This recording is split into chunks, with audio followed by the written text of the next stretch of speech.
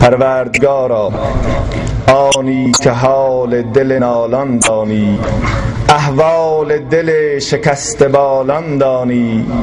گر خوانمت از سینه سوزان شنوی، وردم نزنم زبان لالان دانی. الهی ای زبانها از تو گویا، جهانی از فروغت گرم و پویا. به کوه و جنگل و دشت و بیابان، تویی پیداتر از پیدا خدایا.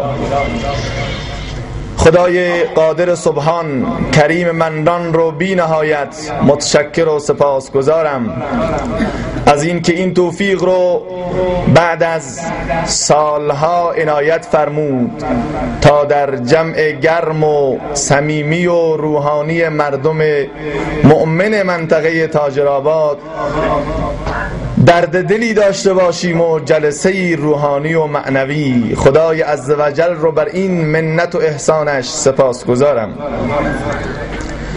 تبریک و تهنیت عرض می کنم این مجلس فرخنده و روحانی و معنوی رو خدمت برادر بزرگوار ما شاهدامادی که روبروی همه شما نشسته، جناب آقای نور احمد نهتانی، پدر بزرگوار ایشون آقای یوسف نهتانی، و همچنین خدمت خانواده عروس خانم پدر ایشون آقای سیدگل چاکرزهی و خانواده محترم و اقوام و خیشان و بستگان. از خدای متعال ابتدای سخنم خواهانم که این زوج جوان رو در پناه الطاف ایزدی خودش حفظ بفرماید و در زندگی این بزرگواران برکت و رونق خاصی رو قرار بده انشاءالله. واقعا احساس عجیبی امشب دارم. شاید بسیار جای خوشحالی و خرسندی است که بعد از جریان حکم عزل بنده از امامت جمعه و جماعت مسجد النبی، این نخستین بار و یا نخستین عروسی اسلامی است که از اون زمان در این منطقه برگزار میشه. جالبه امروز که شاداماد عزیز پیشم آمد و جریان عروسی اسلامی رو به من تذکر داد، احساس عجیبی به من دست داد. یک لحظه مطالعه کردم تمامی سفرهای استانی و عروسیهای اسلامی که در استانهای مختلف کشور ایران اسلامی و حتی در کشورهای دیگر از بنده دعوت شده بود و اونجا مراسم اسلامی برگزار شده بود.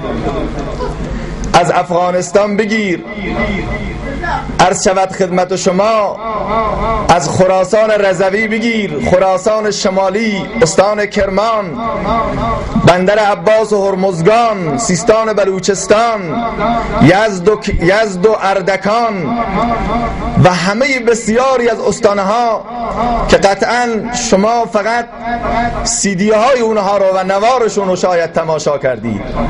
و جالب اینجاست که همه مردم فکر میکنن تاجرآباد دیگه عروسی غیر اسلامی وجود نداره.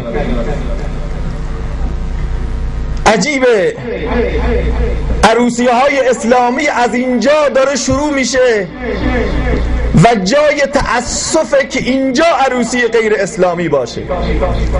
یه لطیفه ای میگن که خدا کنه ما مثل این لطیفه نباشیم. میگن یه روز یک مولوی پشت منبر سخنرانی کرد، گفت مردم برید تو کوچه، امروز روز عیده، هر جا فقیر و مسکین و غریب و بیچاره و دربدر دیدید ببرید خونه هاتون، بهش نون بدید، غذا بدید، آب بدید، سخاوت داشته باشید، بخل و کینه و حسد رو بذارید کنار، فقرا و مساکین بیوه زنا رو جمع بکنید، به اینها نون بدید. مردم به حرف این عالم کردن، خیلی خوشحال شدن. بالاخره هر جا فقیر و مسکین میدیدن میبردن خونهشون. عالم از سخنرانیش تمام شد و آمد تو خانه. البته این واقعیت نداره، وقتی به ما علما برچسب نزنید لطیفه جوکی تعریف میکنن. آمد دید یک جفت کفش در خانه اتاقش گذاشته. از پسرش گفت، پرسید که این کفش مال کیه؟ گفت یک غریب فقیر تو کوچه بود. گفت اینجا چی کار میکنه؟ گفت همین الان بابا نگفتی فقیر و مسکینی هست ببرید خونه نونش بدید؟ گفت پدر سوخته، من برای خودم گفتم؟ من برای دیگران گفتم. گفت بالاخره حالا که آوردم چیکار بکنم؟ گفت راش آسونه. گفت چیکار بکنم؟ گفت اون تفنگ هست؟ تفنگ بادیه؟ گفت بله هست. گفت برو بردار بیار، من میرم پیش مهمان میشینم، تو 1-2 تا تیر هوایی شلیک کن، به کسی نزنی ها. گفت برای چی رو میخواد ثابت کنی؟ گفت به تو مربوط نیست تو این کار رو بکن. پسر رفت 1-2 تا تیر زد، مهمان ورخطا شد. گفت چیه جناب مولوی؟ گفت ای چه خیر و خیریت، راحت بشین. گفت نه صدای تفنگ شد، تفنگ خیر و خیریت نمیاره. گفت نه مشکلی نیست، همین همسایه روبروی ما پارسال یک مهمانی براش آمده بود، بچه ما با تفنگ بازی میکرد، تفنگ خورد به قلب مهمان مرد. اون همسایه گفت به خدا مولوی مگه برای تو مهمان نیاد، تکه تکش میکنم. گفت یعنی میخواد منو بزنه؟ گفت ها. گفت از کجا فرار کنم؟ گفت از در نه، از پنجره فرار بکن. همین که مهمان فرار کرد، این مولوی گفت خدا شکر که کفشاش برام مون، حداقل اگه نونی نخورد. حالا جالب اینجاست که ما از اینجا برای همه استانها سخنرانی میکنیم، ولی مردم خود ما تاجرآبادی ها مثل که نباید عروسی اسلامی داشته باشن یا مگر با تفنگ براشون عروسی اسلامی برگزار کنیم. این جای تأسف. واقعا بسیار خوشحال شدم امروز و واقعا تشکر میکنم از این شاداماد بزرگوار ما که این فرصت رو در اختیار قرار داد و از همه این جمعیت بزرگ که جا واقعا کم و محدوده که تشریف آوردن و قرار است گزافگویی های بنده رو گوش بکنن. پروردگارا بر این جمع که الان قطعا فرشتگان خدا حضور دارن، برکات سماوی و ارضی خودت را نازل بفرما. واقعا امشب تاجرآباد به خودش مینازد. البته سوء تفاهم نشه، فقط به خاطر این که این مجلس اسلامی است، به خاطر این که این همه جمع نمازگزار، علمای کرام، بزرگان و ریش سفیدان و جوانان برومند و ارجمند اینجا حضور دارند، به خاطر این که امشب فرشتگان پروردگار عالم بر خودشون میبالند و مینازند که تاجرآباد امشب میزبان جمعی از سفیران پروردگار عالم است. امشب اینجا معصیت نیست، امشب اینجا شراب نیست، امشب اینجا کوکائین و مورفین نیست، امشب اینجا چرس و بنگ نیست، امشب اینجا زنانی بی حجاب نیست، امشب اینجا از الواتی خبری نیست، امشب از اینجا از جوانانی که بیان ناامنی ایجاد کنن خبری نیست و در کل امشب اینجا از شیطان خبری نیست.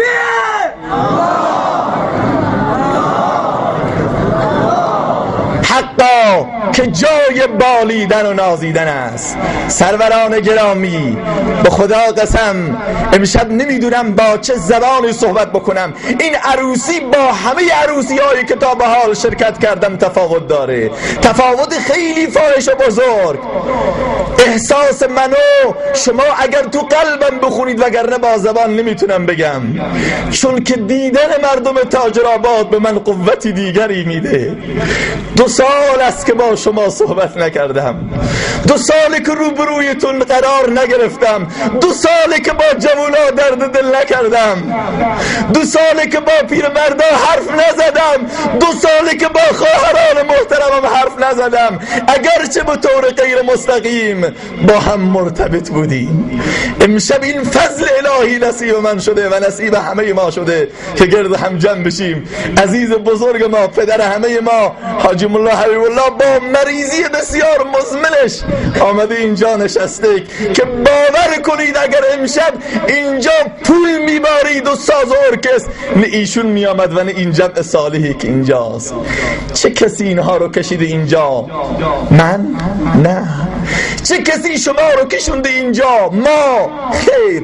و چه کسی منو کشونده اینجا؟ این شاداماد. نه، امشب همه ما رو خدای متعال کشونده و لا غیر. اینو باور بکنید سروران عزیز. و این نباید اولین عروسی باشه، نباید این نخستین عروسی باشه.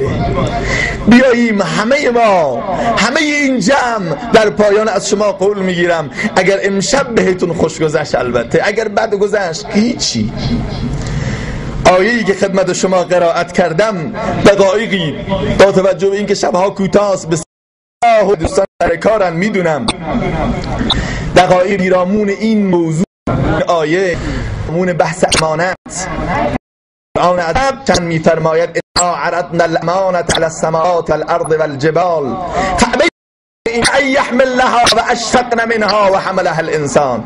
این آیه رو به کرات و مرات از علما شنیدید، ولی امشب میخوام این آیه رو باز کنم که چی داره میگه. ما امانت رو، قرآن میگه، خدا میگه ما امانت رو عرضه کردیم علی الجبال، انا عرضنا الامانة على السماوات والارض، امانت رو بر آسمان ها، 7 طبقه آسمان عرضه کردیم این امانت رو بگیرید، گفتن نمیتونیم. والارض، به زمین عرضه کردیم، گفتن نمیتونیم. والجبال، به کوههای شامخ و بلند عرضه کردیم، گفتن توان حمل اون رو نداریم.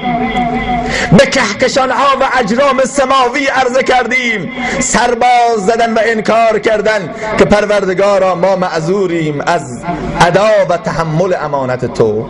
و حملها الانسان، اما من و توی انسان پذیرفتیم، قبولش کردیم. خدای این امانت تو رو ما متحمل میشیم، بارش رو روی گردنمون میکشیم. انه کان ظلوما جهولا، انسان جاهل بود، نمیدونست که این امانت خدا چقدر سنگینه. شاید بگن این مجلس عروضی چه ربطی به امانت داره.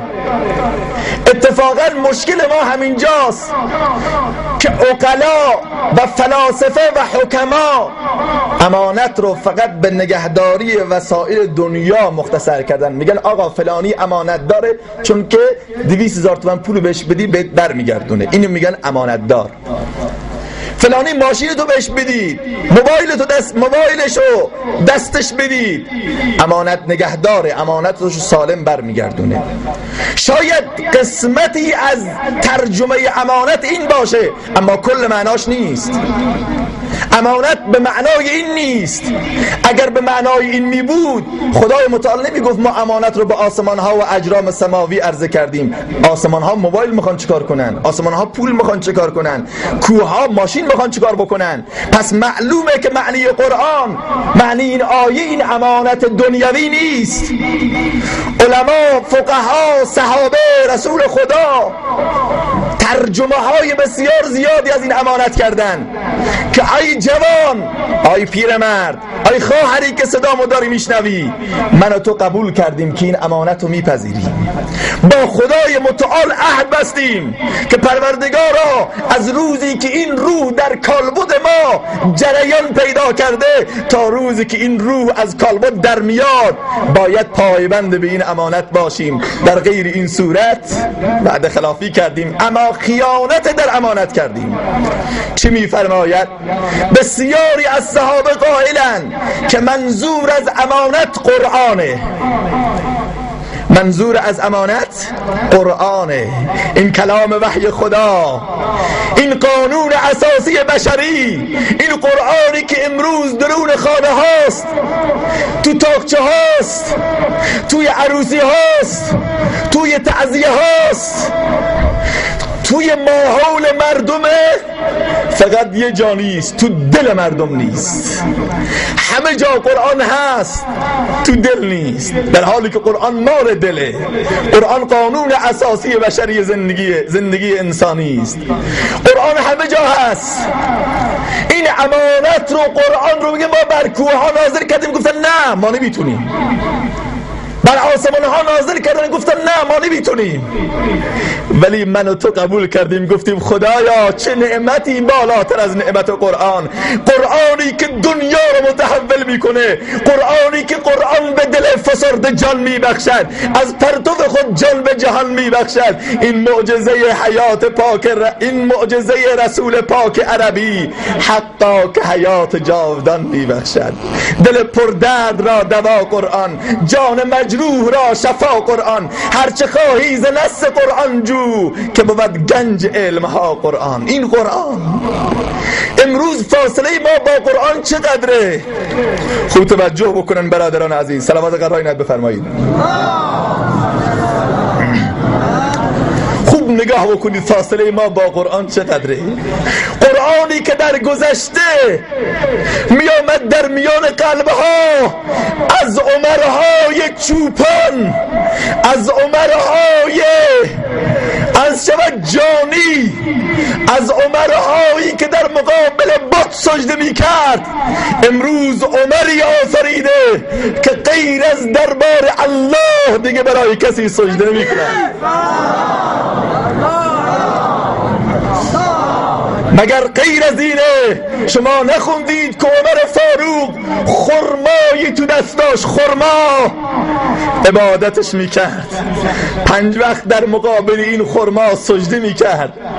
یه روزی رفت تو بیابان گرسنه شد، هرچه گشت چیزی ندید، خدای خودشو مجبور شد بخوره.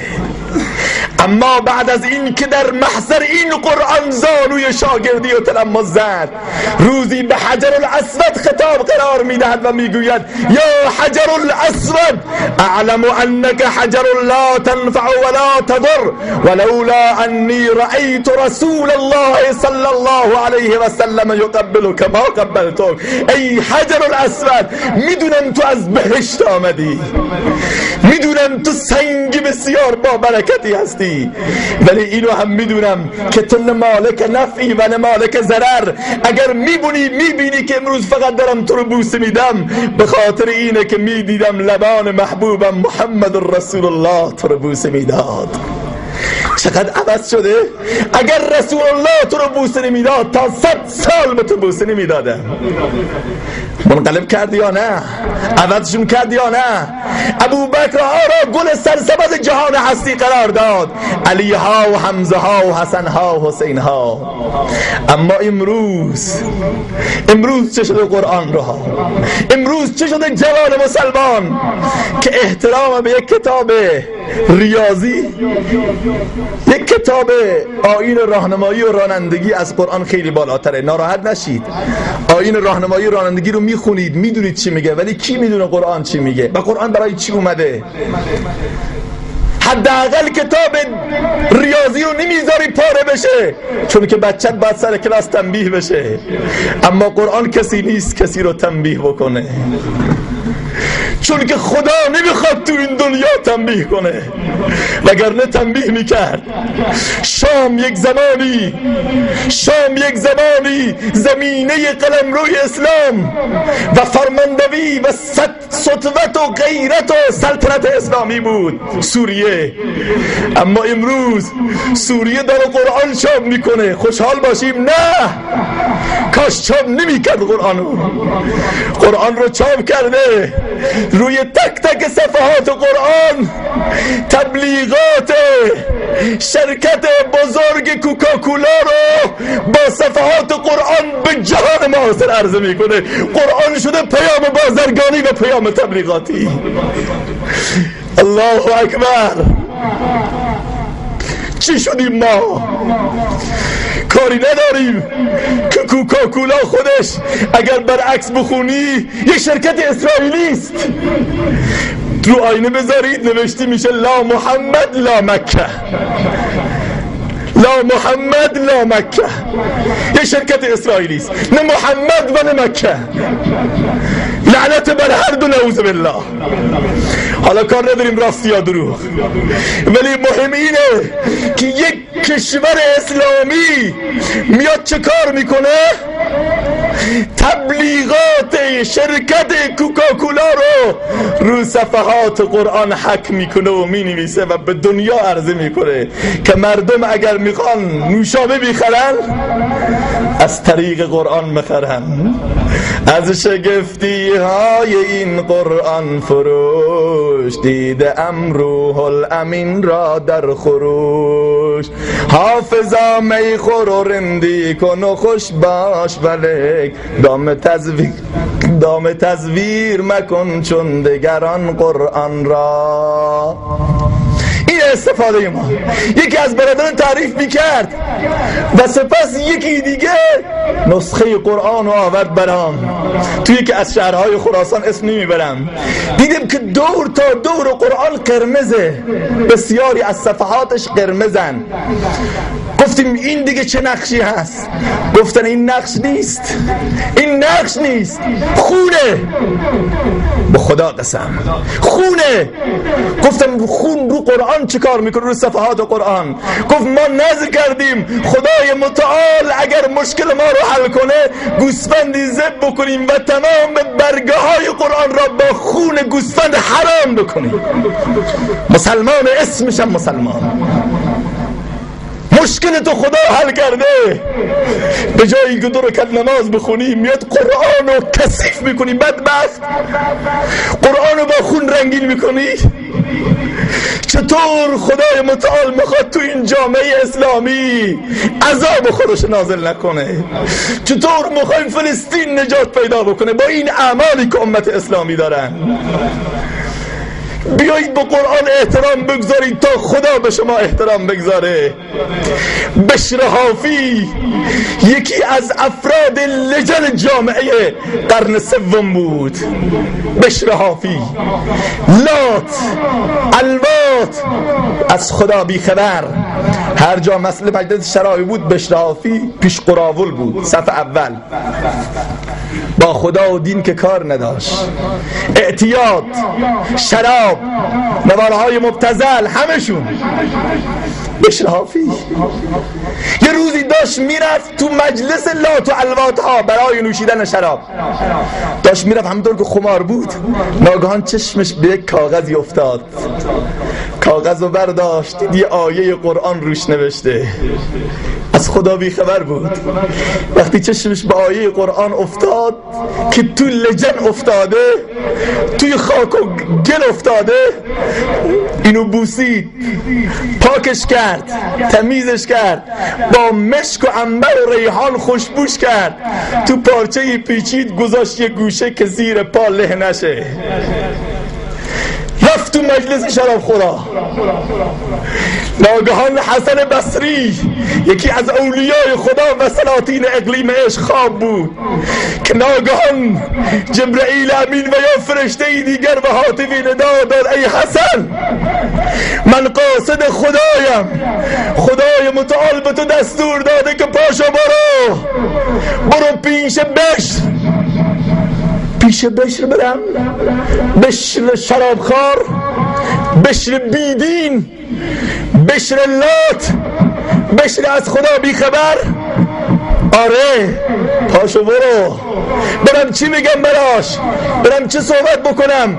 گفت برو بهش بگو ای بشر، وقتی تو آیه ما رو و نام ما رو از میان لجنها پاک کردی، خدای متعال اسم تو رو از میان لجنها پاک کرد.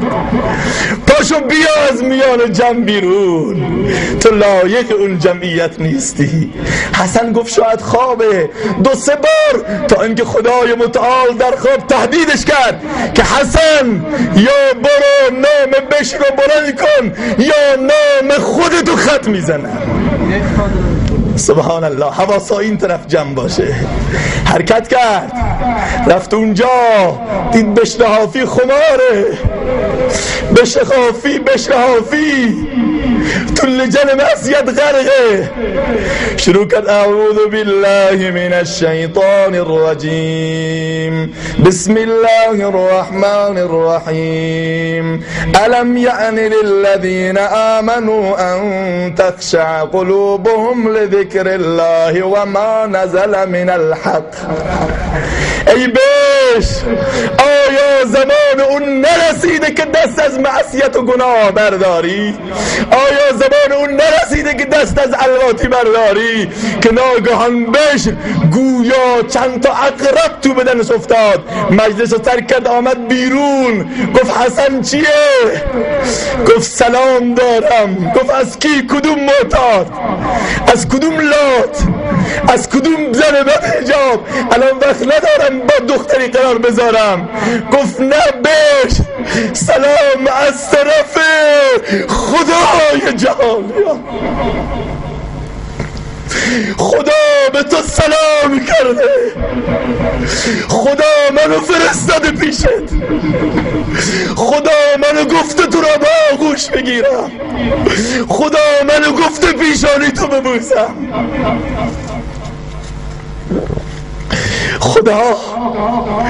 خدای من چطور من که همه عمرم برخلاف خدا حرکت کردم، پشت پا زدم. خدایا چقدر مهربانی، چقدر کریمی، چقدر رحیمی، چقدر عظیمی. خداوند از افعال شنیع خود پشیمانم، عنایت وا مگیر از من که دلتنگ و پریشانم. عنایت وا مگیر از من که دلتنگ و پریشانم. هوا از یک طرف شیطان، ز یک سو نفس و از یک ره، منم اندر میان تنها به حال خویش و حیرانم. تو خود گفتی که دعوت کن اجابت یابی ای بنده، تو خودت خدا دنبالم فرستادی. تو خود گفتی که دعوت کن اجابت یابی ای بنده، گناهکارم تو را یا حضرت غفار رو میخوانم. غفار دستمو بگیر.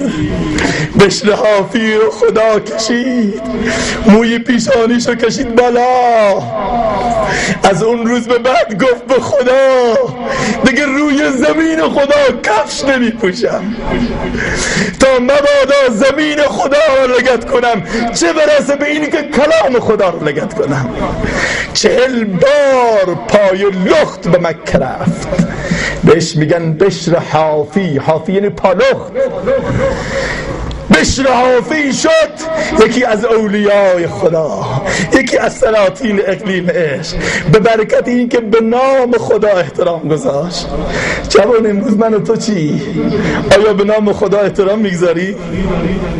قبول بکنید میذاریم، قبول کنید همه من شما. 1-2 هفته جلوتر که رفتم زاهدان، شهر حافظان و قرآن عروسی اسلامی بود. زاهدان وقتی منو دعوت کردن گفتم زاهدان عروسی اسلامی، من مولانا عبدالحمید اونجاست، شما بیاید. در کنار مولانا رفتم اونجا.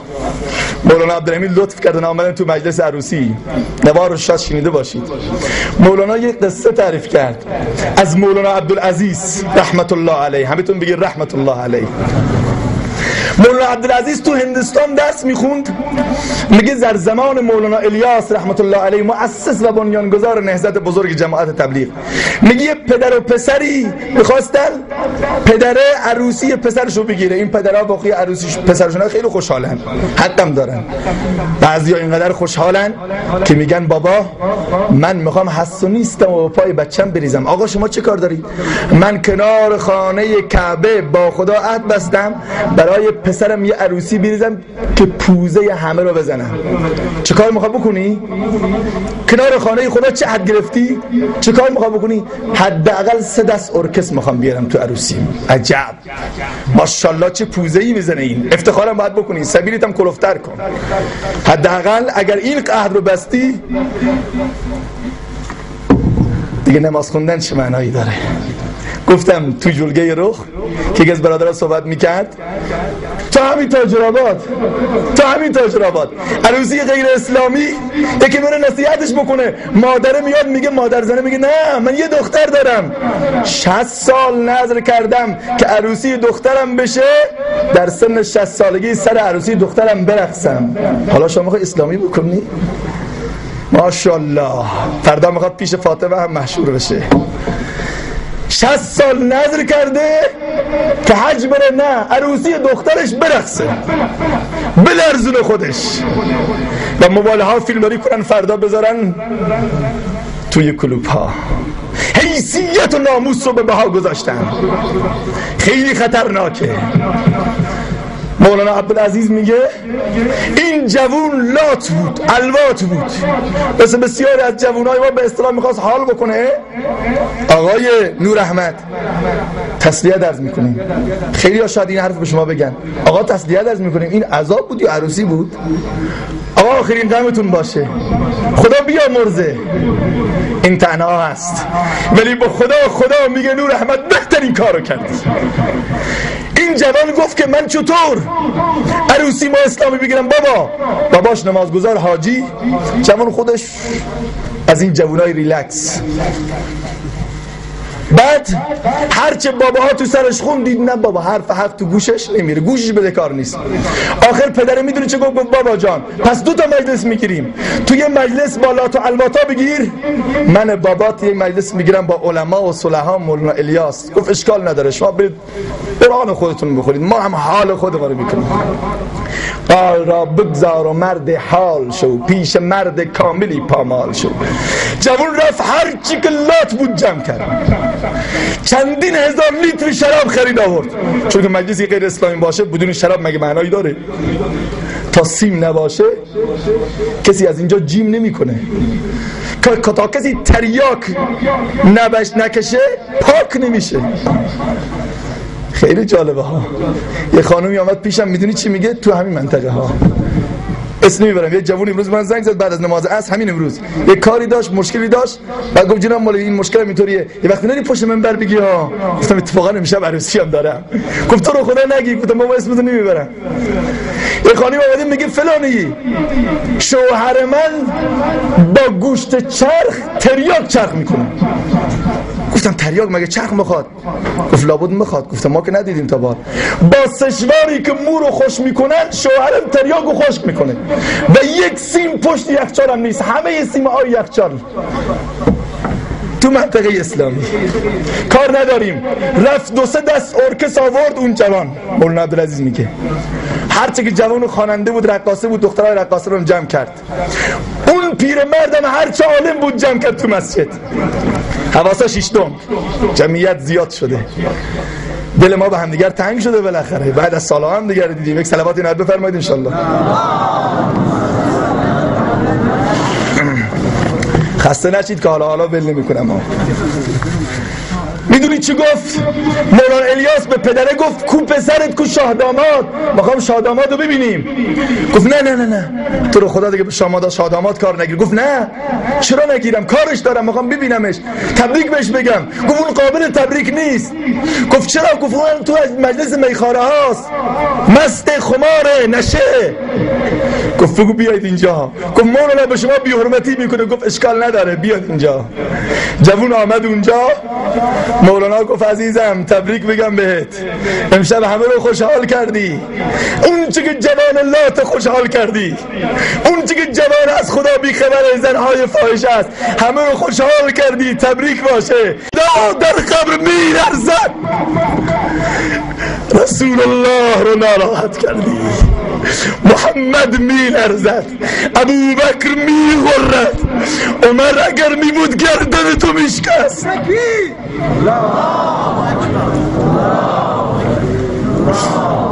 حمزه ها اگر می‌بودن آب دهن مینداختن. سمیه ها اگر می‌بود حتی ننگشون میاد به تو بگه مادر. همه رو خوشحال کردی و در رأس همه خدا رو ناراحت کردی. آسمان عزا داره، جمله سرخیل ملائک در سما دارند عزا، گویا اندر نظر آن عرش رحمان شد شهید، عرش خدا رو شهید کردی. جوان شروع کرد به گریه کردن. گفت مولانا راه بازگشتی از؟ گفت چرا نه؟ اون خدایی که هر لحظه بگه برگرد بیا. سروران عزیز همه رو تعطیل کرد، مراسم شد مراسم اسلامی. آقای نهتانی حداقل کاری کردی، امشب خدا رو ناراض نکردی، کافیه. و اگر امشب عروسی غیر اسلامی بود به خدا قسم این همه جوان تو کوچه نداشتی. دیوانوار پروانوار جمع شدن، چی میخوان؟ سخنرانی نه، سخنرانی خیلی شنیدن. بوی خدا میاد، بوی رسول الله میاد و به خدا بوی بهشت میاد. توی بهشت این جلسه ای نیست، توی بهشت دیگه نماز نیست، توی بهشت دیگه قرآن نیست. اینجا خداست، تو بهشتم خداست. بیایی یاد بگیری. انا عرضنا الامانة علی السماوات. از موضوع پرت شدم. قرآن بزرگترین امانته در میان ماست. به این قرآن مواظب باشید خیانت نکنید که در قیامت از شما قرآن شکایت میکند، حق مجازات شما را در قیامت میکند. صلوات غرائنت بفرمایید. وقت رو زیاد نگیرم، جوانها شاید خسته بشن، اولین عروسیه، یه وقت نگن دست دیگه. دومین معنی امانت به تعبیر حضرت ابی ابن کعب و عبدالله ابن عمرو ابن العاص، جوانها خوب گوش بدن اینجا رو، میدونن میگن این امانتی که به کوه ها نازل کردیم نتونستن حملش بکنن چیه؟ حضرت ابی ابن کعب امام المفسرین میفرماید اولین عضوی از اعضای انسان، اینو بدونید از باب معلومات، اول چشم خدا به ما نداده، اول زبان رو نداده، اول دستا رو نداده. سوال، میدونید اولین عضوی که از اعضای انسان خلق شد کدوم قسمت بود؟ بله، عورت انسان، عورت انسان، فرج انسان. پروردگار عالم گفت این امانته، این امانت، مواظب باش. خدای متعال تا زمانی تو رو حفظ میکنه که این امانت حفظ بکنی. این معنای امانت قرآنی است و واقعا هم سخته. رسول الله صلی الله علیه و سلم در حدیث میفرماید کسی که دو عضو رو برای من ضمانت کنه من بهشت رو براش ضمانت میکنم، یکی زبان، یکی فرج و عورت خودش رو. و امروز بزرگترین مشکل این دوتا شده. حضرت عبدالله بن عمرو بن العاص ادامه میده، میگه زبان امانته، گوش امانته، چشم امانته، دست و پا، اعضا و جوارح همه امانتن. مواظب باش در این امانت خیانت نکنیم. بله، چطور خیانت نکنیم؟ زبان اگر در راه غیر اسلام مصرف بشه در امانت خیانت شده.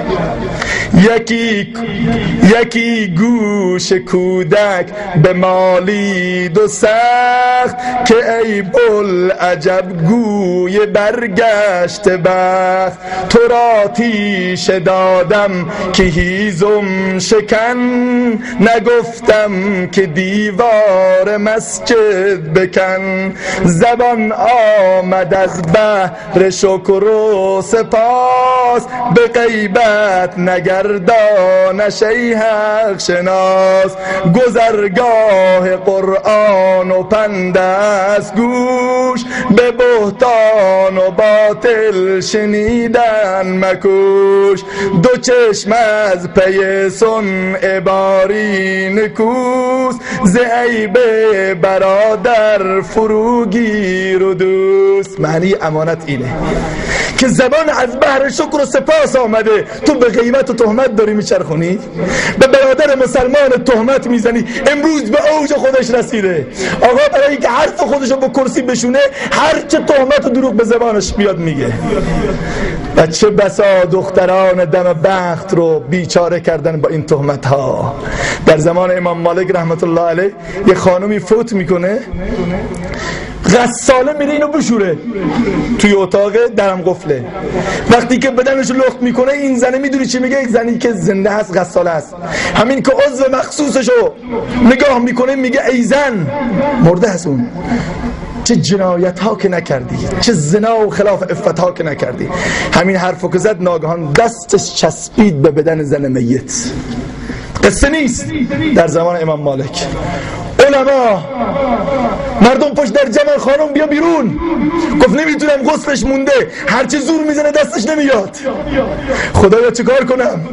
عجب غلطی کردم، بیا بیرون. غسلش تمام نشد، نه خون خیلی داره میاد، باشه خونه رو بشورم.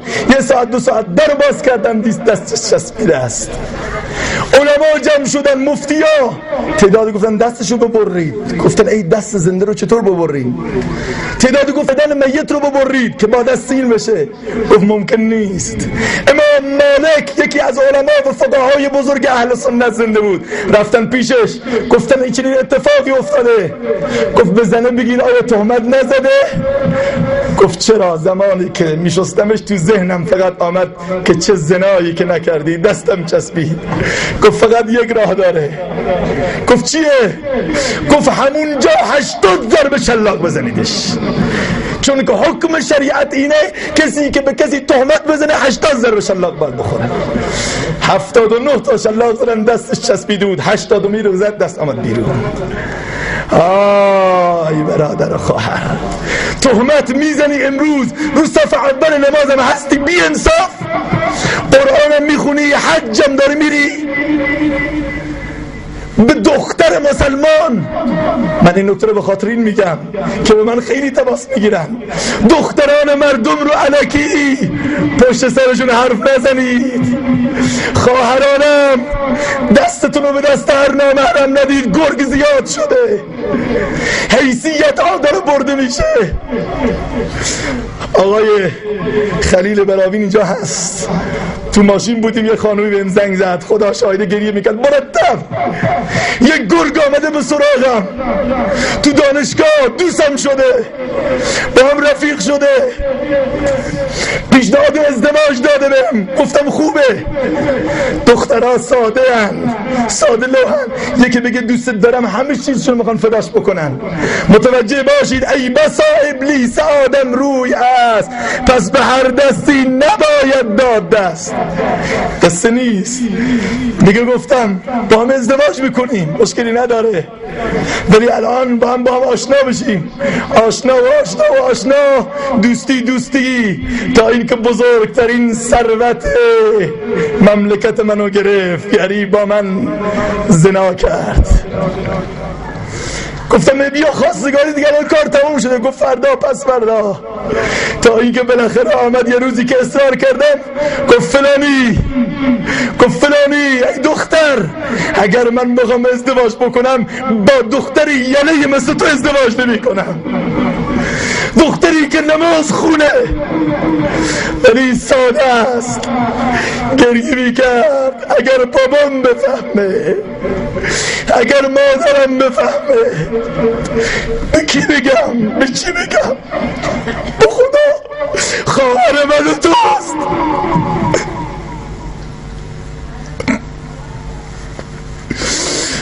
دختر من و توست، فرقی نمی کنه. چرا؟ چون که از این امانت ها حفظ نمیشه. دخترها امانتن، پسر امانته، اولاد امانت پدر. جوجه که نمیکاری تو خیابون ولش کنی، جوجه را حفاظت میکنی. پدر شب به خونه میاد به بچهش میگه بابا گوسفند نیست، بز سور و سفید نیست، گوسفندشو یاد میکنه، ولی بچهشو نه، دخترشو نه، دین و ایمانشو نه.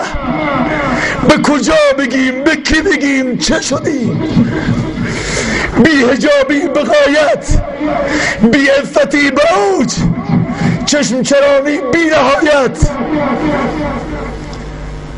به اون وقت مکتب قرآنی اینجا افتتاح میشه که دختران روبن بزنن بیا اینجا، 1000 حرف و حدیث میشه، احساس خطر میکنن.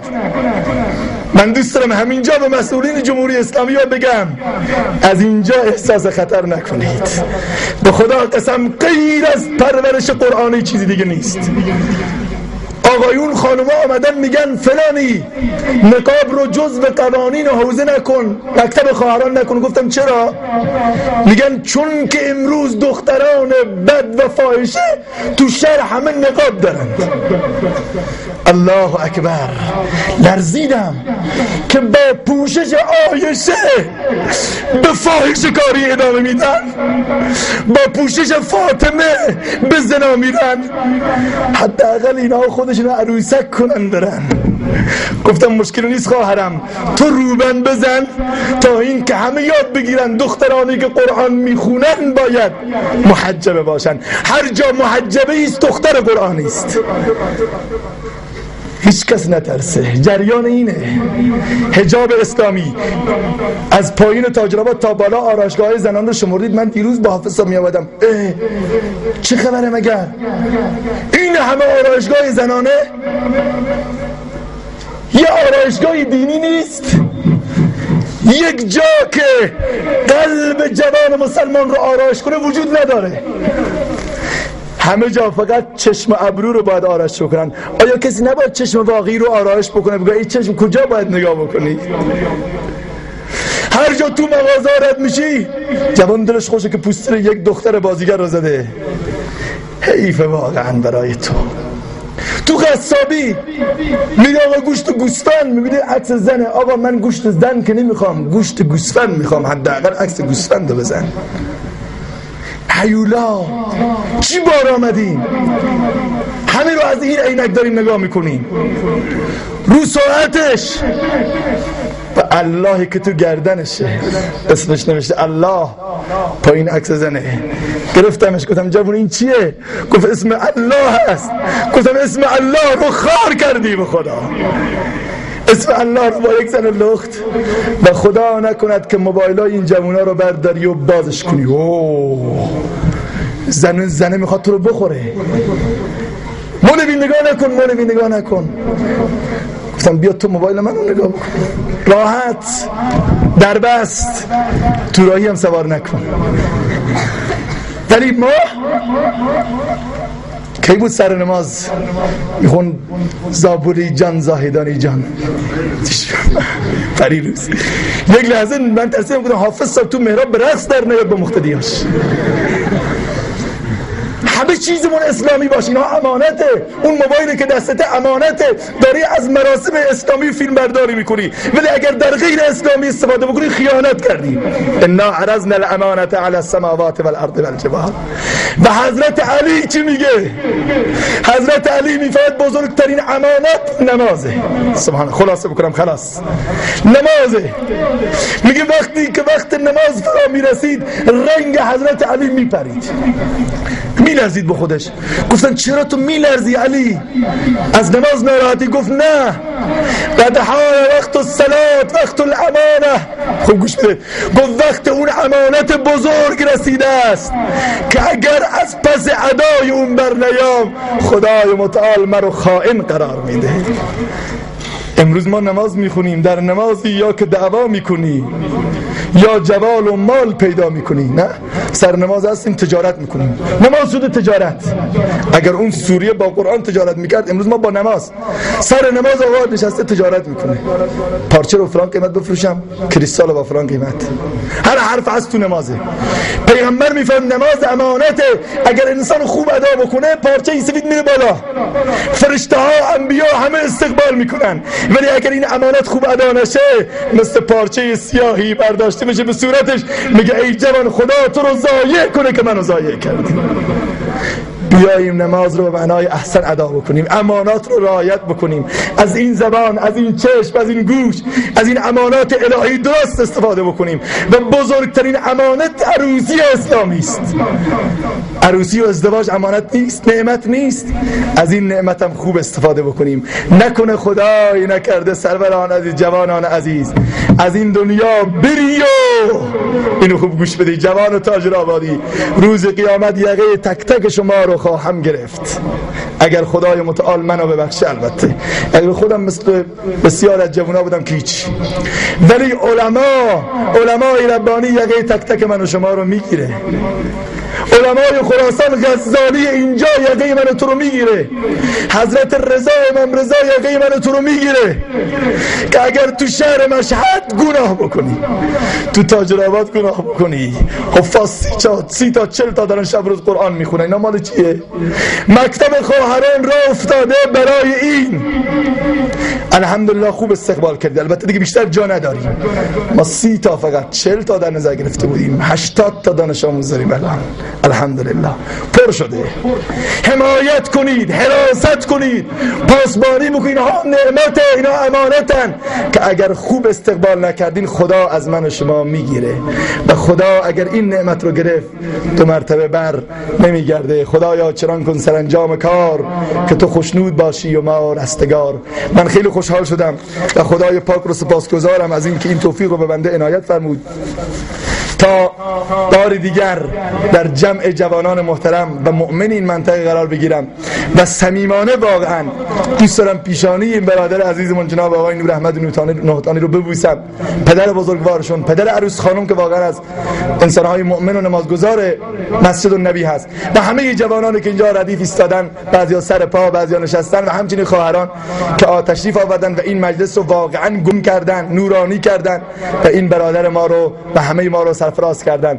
حالا انشالله تاجرآباد چندین سال قبل قرار بود مؤمن آباد بشه و انشالله داره میشه با این انشالله کلاس های قرآنی و با این جو ایمانی. حالا انشالله میخوام این مجلس آخرین مجلس نباشه. مردونه جوانه هایی که حاضرن گفتم ما همه جا داریم میریم، همه جا به بندر عسلویه، به نمیدونم نیکشهر، همینا تو تالش، ما تو برنامه های ماست انشالله در هفته های آتی و ماه های آتی انشالله بریم. جوانایی که انشالله حاضرن تو تاجرآباد مراسم اسلامی بگیرن، یا پدرها و برادرایی که میخوان برادرزاده‌ای، عموزاده‌ای یا پسران خودشون انشالله داماد بکنن، عروسی اسلامی بگیرن، دستا رو برن بالا ببین چند نفر انشالله. ماشاءالله ماشاءالله. بعضیا خیلی دستاشون پایینه، نترسید. اونایی که زنم دارن دستا رو ببین بالا، کسی نیست اینجا، خانومی نیست ببینه شما. انشالله همه‌تون انشالله قول میدید عروسی اسلامی باشه، انشالله قول میدید سیدی مراسم غیر اسلامی.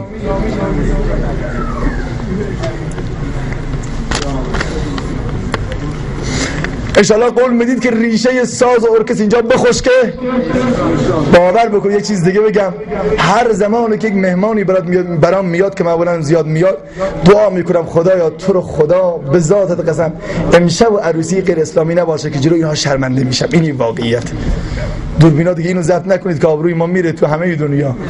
باور بکنید میگم بابا، سوال میکنم میگه فلان اینجا عروسی غیر اسلامی است، شما که همه جای دنیا میرید عروسی اسلامی، تو تاجرآباد خودتون شرم میاد. میگم بابا از ما نیست، از ما نیست، در حالی که از خود ما هم هست. چیکار کنیم؟ مجبوریم دیگه، دروغ مصلحتی مجبور بگیم آبروی ما نره. از ما نیست. این قدر بعضیا بی انصافا برنگو رو زیاد میکنن و میگن آزادی نیست، بلکه این اسارت در پنجه شیطان. خدایا چنان کن سرانجام کار که تو خوشنود باشی، ما دستگار. بسیار خوشحال شدم. از خواهران محترمم تقاضا میکنم که همین الان انشالله مجلس ترک کنن برن، هنوز که برادرها هستن، و برادرها تا آخر مجلس تشریف داشته باشن که خواهران محترم بتونن راحت برن. مجلس ادامه داره هنوز انشالله. یک دو سرود دیگه دوستان خدمت شما میخونن، حافظا یک سرود دارن، و اگر احیانا مراسم دیگه هم باشه در خدمتتون هستیم. حتما تشریف داشته باشید که در آخر انشالله همه شما رو ببوسیم. و السلام علیکم و رحمت الله اجمعین.